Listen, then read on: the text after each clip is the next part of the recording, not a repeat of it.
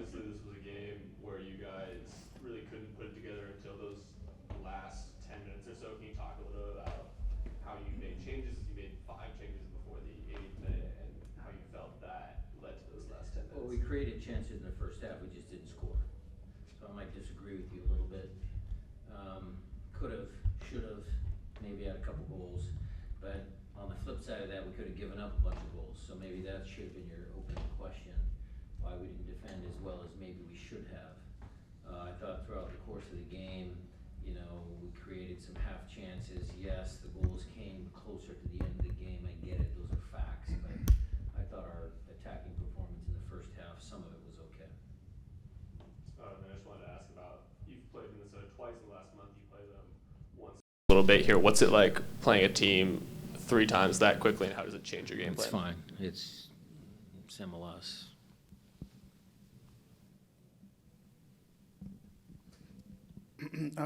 Brian, just wanted to get your update on Raul. It seemed like he Right came down knee pretty. injury, we'll assess, we'll give you more info next week. He was able to walk off on his own. Is that a good thing? I mean, the fact that he was. Of course it is. It's a good thing. All right, thank you.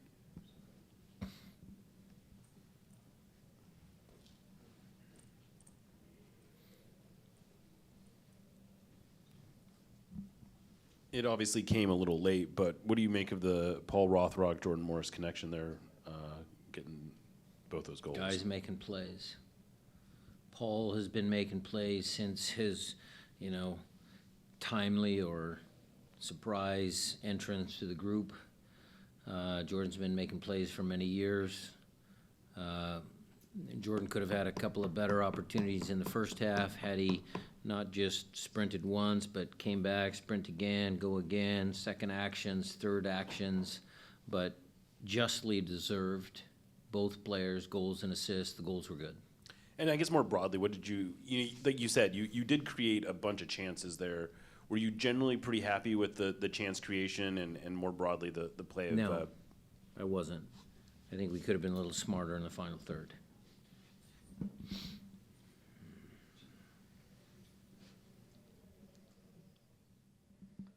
Buenas noches, felicitaciones por el triunfo. Se ganó 2-0 hoy, pero pudo haber sido un marcador un poco mayor. ¿Qué correcciones piensa hacer frente al Necaxa, considerando que es un equipo más sólido que el Minnesota? Congratulations on the win today. It was a 2-0 win, but it could have been more. What fixes or enhancements are you planning on doing against Necaxa, which it's a more solid team than today's team? Okay. Well, Minnesota's a good team. I don't want to take any, don't take my comments as they're not a good team. Necaxa, we'll see. We'll start working on them. I'm more concerned about our team. If we play up to our potential, then I think we have a good chance to beat Necaxa. Minnesota es un muy buen equipo, o sea que no quisiera hacer comparaciones ahí. Sin embargo, para Necaxa vamos a ver, o sea, yo creo que sí, y me voy a enfocar mucho más en nuestro equipo que en Necaxa, a pesar de que vamos a revisar los partidos del Necaxa, pero creo que si nos enfocamos en nuestro equipo y nos preparamos bien, podemos tener un buen resultado. Brian, just going back to your statement about your defense there early on, and the coach talked about their sixes were having some success. What changes did you make? Their coach Yeah. talked about their sixes. Well, yeah, just to kind of relate what you were saying, that you didn't start out well defensively. Was that a tactical change? Was that more just something in terms of the team kind of getting ready? What changes did you make so that you were more goal dangerous and stopping their midfield run? Well, I made personnel changes because I didn't think that some of the players were playing up to their potential. Obviously, De La Vega was on a minutes limit. I'll watch the tape, Maz. I'll see what I can see, but, again, whether that was just our giving the ball away in critical moments when we were building momentum, whether it wasn't putting the first goal in earlier in the game, some of the ebbs and flows, the game state, that always makes a difference. So I'll look at it again. And then just on the positive side, you did get that second goal, because just, being up 1-0, I know you Well, we talked could have about had third. But Could if have had a third. But you got the second, which is more Yeah. important. You gotta get the second before the third, Maz.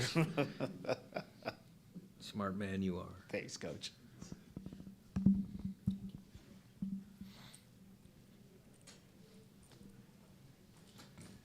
I mean, 1, 2, 3, it's in sequence. Yeah, so did I. Nathan Hale, John Rogers. There you go. That's why I like you. We didn't like Ingram. Coach Lo Brian, siento. congratulations on the win. So today you finished the game at least with 5 guys that were made in the Northwest, Jackson Reagan, Obed, Danny Leiva, all these younger players that you're giving them the opportunity to play. You think this group of players are ready also to take on Necaxa? It's a maybe different style of play and Look, Obed's been playing for a long time. Jackson's been playing for a long time. Danny Leiva had a good shift out there. I know we were man up, but he was influential in the game. They're all good players. We have a bunch of good young players. I think that's credit to the youth staff. They do a good job. For many years, we're seeing the fruits of that. But as far as I'm concerned, my one thing, Felipe, has always been, I don't care if they're 15, 18, 23, 27, 37. If they're good enough, they're going to play.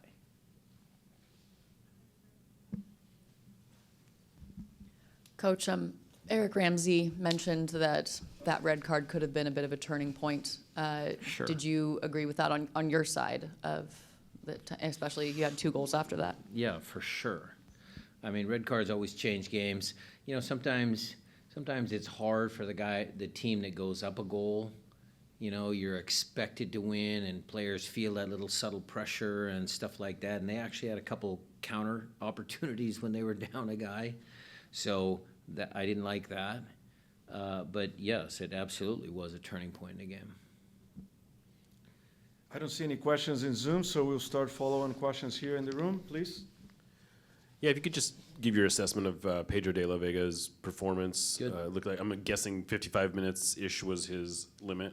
He actually sprinted so much in the first half, he was bent over at one point in the first half, and he hit his metrics in the first half, but I couldn't take him out again at halftime. I needed him to push through a little bit, so that's why he got the extra 10 minutes. He had sprinted enough in the first half, but, I was going to take a little bit of a risk with the kid because he needed to fight through some of that. He needed to work through that. He's got to get his game fitness in. Did you play though? Yeah. He was out there on the left. He was, his first touch. Maz would appreciate this. What you see in De La Vega is sometimes players, when the ball comes over to him, they just stop the ball dead. De La Vega, every time he receives the ball, he's moving at the defender, and it pushes guys back, and he has that ability to create more opportunities for himself just in that one simple little play. Soccer's a simple game sometimes, but he gets the ball and he's driving at you, and that opens up the field for you. As you always say, shout-outs are hard, and you got one today. I know you talked a little bit about you weren't happy. You went on a 3rd goal, but you got a shutout, and Yeah. how important was that just to Well, I'll give Keep that kudos up. to Andrew Thomas. I mean, he's got 118 to catch Fry, or 116 to go to catch Fry, or something? Okay. He's got a lot to go, but the one save that he tipped over the bar, clean save. His handling and the shots that came to him here was very good. So, good performance. He caught the ball on the one cross, and he chucked the ball down to Rothrock, so good performance. Brian, just wanted to get your take on the attendance. It seems like there's been a lot of fan bases that are boycotting this Leagues Cup and they're not showing up. Here, it seemed like there was a very low attendance. What do you make of it, and people's decisions to maybe not support? People, this country is a free country. People can do what they want. I thought the games, I love this tournament. I love the Open Cup. I love league play. I think our team's good. People should come and watch the group. This group is gonna do good things. Starfire Open Cup semifinal is gonna be great. It's more than just one game or one tournament. We're all Sounders. I mean, that's the way I look at it. I mean, we root for our team. I'm a fan. I'm a ECS member. I mean, we're the Sounders. People want to come support us, great. If they don't, that's their choice. Question here? Hey, Coach. What do you make of John Bell's performance today? Good. He continues to impress in the back there in the replacing Yamar, but what do you think of his performance? Talking about the guys that said we didn't create chances, Jonathan Bell had 2 chances in the first half that he wishes, because I talked to him after the game, he wishes he had those back, because normally he's heading that down and he's dunking on the goalkeeper and it's a goal. So good play. He finds good passes forward. He's a good athlete, good kid. He's been a good pickup for us. I got to credit Craig for that. I mean, we grabbed him for basically nothing out of St. Louis, so that's been a good bit of business. One question here. Any other questions after this one? One more. Okay. Thank you. Just on Andy Thomas starting this game, is this his tournament? Is the kind of rotation there? We're gonna see where this leads us.